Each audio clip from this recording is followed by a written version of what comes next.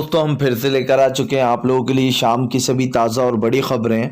एक एक कर आपको सारी खबरों की जानकारी देंगे। आज देश दुनिया में क्या कुछ हो रहा है। दरअसल दोस्तों सबसे पहली जो बिग ब्रेकिंग न्यूज़ आ रही है आपको बता दोस्तों, बजट को लेकर राहुल गांधी ने नरेंद्र मोदी पर साधा निशाना, बोले बजट पर होगी 1 फरवरी को बात। जी हाँ, दरअसल दोस्तों अब बजट सत्र पर राहुल गांधी बहुत जल्दी मोदी सरकार को घेरने वाले हैं। इसके बारे में आपको विस्तार से बताएंगे। वहीं पर दोस्तों अगली बिग ब्रेकिंग में हम आपको बताएंगे दोस्तों, अखिलेश यादव का योगी सरकार के ऊपर बड़ा हमला, बोले सबसे बड़ी झूठी पार्टी और दंगाई पार्टी है बीजेपी। इसके बारे में आपको विस्तार से बताएंगे। वहीं पर दोस्तों अगली बिग ब्रेकिंग में हम आपको बताएंगे दोस्तों, जी दरअसल आपको बता दोस्तों, किसान नेता राकेश टिकैत बोले विपक्ष की गिनती 0 से शुरू होगी और जो डीएम होगा वो बीजेपी की गिनती 15,000 वोटों से शुरू करेगा, यानी कि दोस्तों बीजेपी का फायदा होगा। इसके बारे में बताएंगे कैसे जो है पहले ही गड़बड़ी का अंदेशा लगा लिया राकेश टिकैत ने। वहीं पर दोस्तों अगले बिग ब्रेकिंग में हम आपको बताएंगे दोस्तों, TV9 भारत को अखिलेश का मुंहतोड़ जवाब, बोले आखिरी बार बैठा हूं इस चैनल पर, इस जैसे दंगाई चैनल पर अब कभी नहीं आऊंगा। इसके बारे में बताएंगे कैसे दोस्तों जमकर फजीयत कर दिए। वहीं पर दोस्तों अगली बिग ब्रेकिंग में हम आपको बताएंगे दोस्तों, खान सर पर जी FIR दर्ज होने के बाद स्टूडेंटों का गुस्सा लगातार बढ़ता चला जा रहा है, भारत बंद का ऐलान कर दिया। इसके बारे में भी आपको विस्तार से बताएंगे। वहीं पर दोस्तों अगली बिग ब्रेकिंग में हम आपको बताएंगे दोस्तों, जी हाँ दरअसल दोस्तों आपका राजस्थान में एक वीडियो वायरल किया जा रहा है। कहा जा रहा है कि भैया ये शिव मंदिर के ऊपर दरगाह बनाई गई है। जी हाँ, अब बताएंगे दोस्तों आपको किस तरीके से ये वीडियो की झूठा निकला और कैसे फजीयत हुई है। वहीं पर दोस्तों अगली बिग ब्रेकिंग में हम आपको बताएंगे दोस्तों, जी रूबी का लियाकत फंस गई, मोदी भक्ति में रूबी का लियाकत की जमकर धज्जियां उड़ी हैं। दरअसल दोस्तों रूबी का लियाकत ने बेरोजगारों की सुसाइड का एक आंकड़ा बताया जो कि रूबी का लियाकत की पोल खोलता है। बताएंगे क्या कुछ बोला है।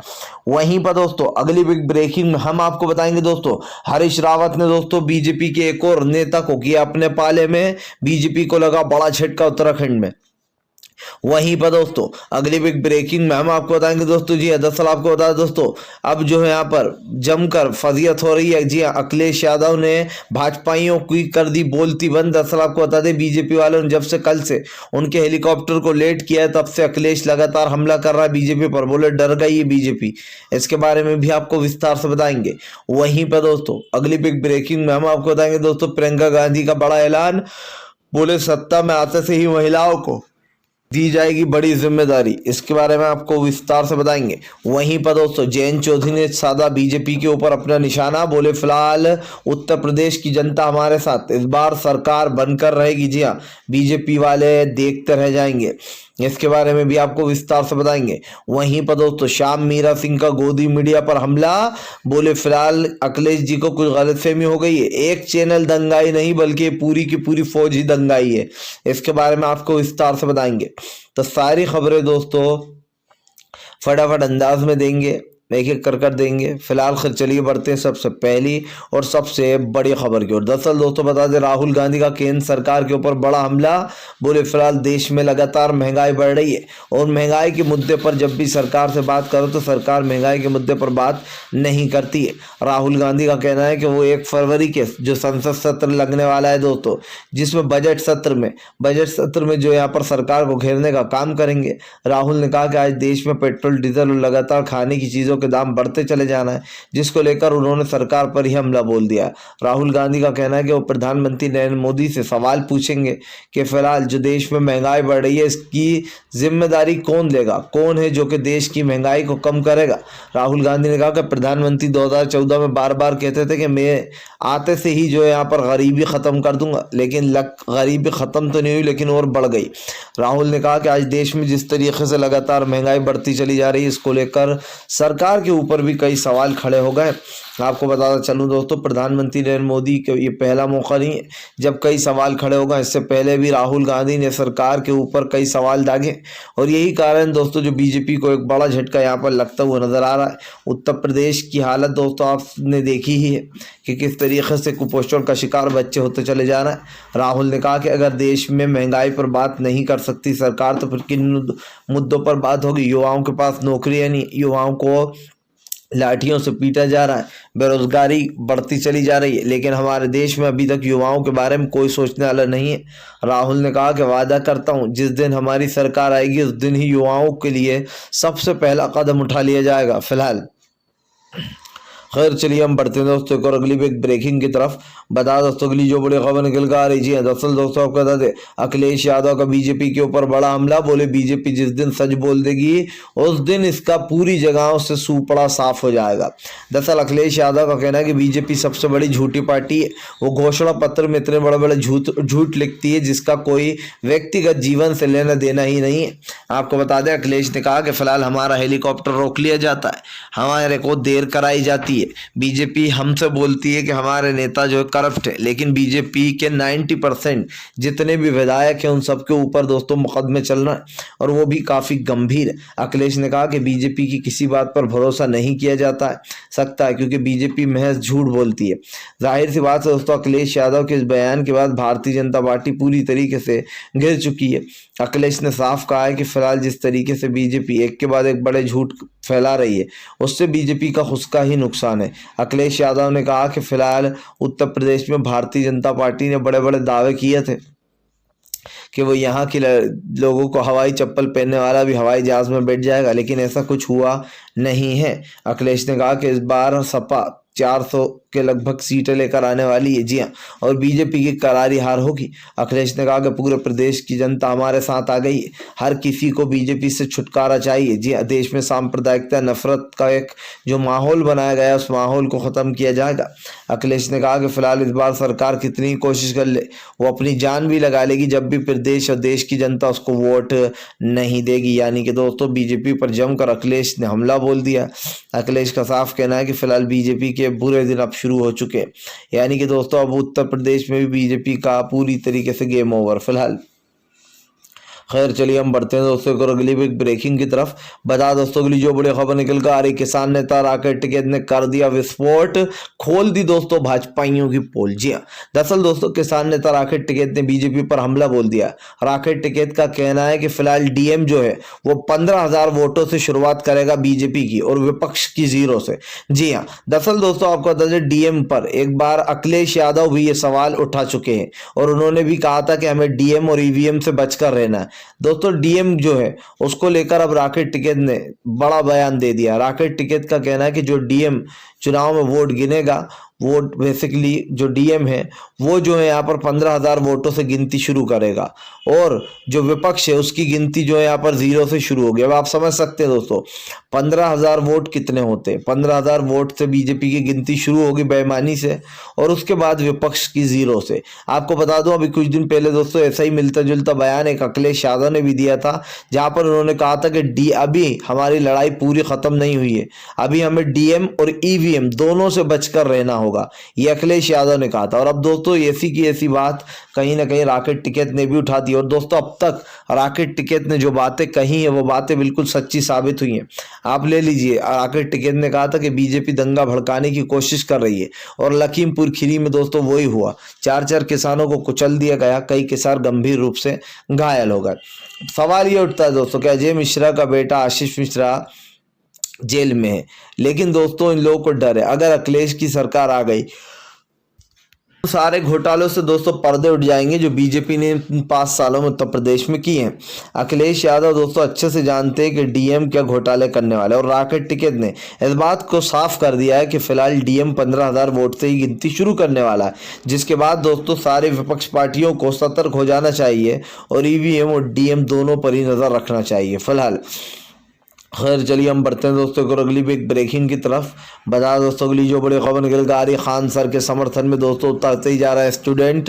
1 फरवरी को पूरे भारत बंद का ऐलान कर दिया गया है। दरअसल दोस्तों आपको बता दें अब जो है खान सर के सपोर्ट में स्टूडेंटों की झड़ी लग गई और दोस्तों ये आंकड़ा कहता है कि फिलहाल खान सर के लिए काफ़ी भारी भीड़ आई है, क्योंकि दोस्तों खान सर एक ऐसे इंसान है जिनकी कोचिंग क्लासेस सभी लोग ज्वाइन करते हैं और जिस तरीके से खान सर ने अपना कैरियर बनाया है उनका एक तरीके से वीडियोस भी देखते हैं।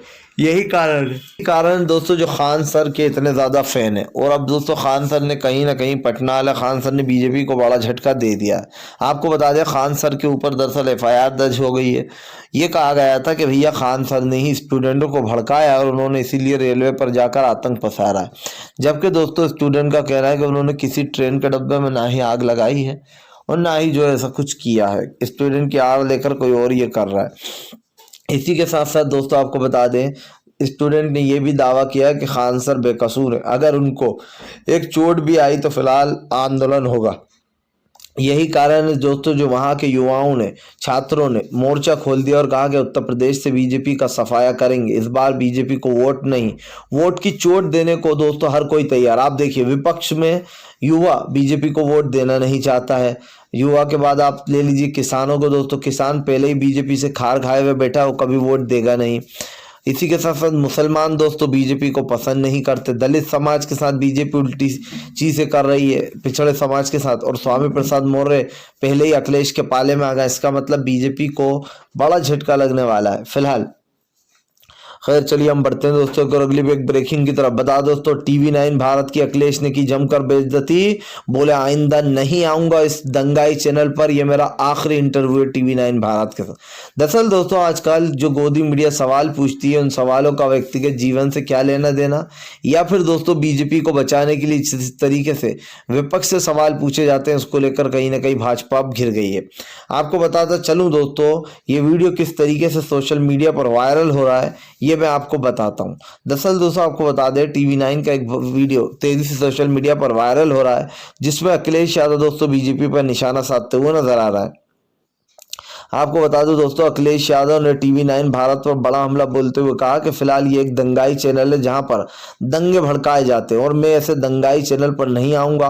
आज के बाद मैं इस चैनल को बायकॉट करता हूं। अखिलेश ने कहा कि मेरे पास सिर्फ आधा घंटे में जो भी पूछना है आप पूछ लीजिए।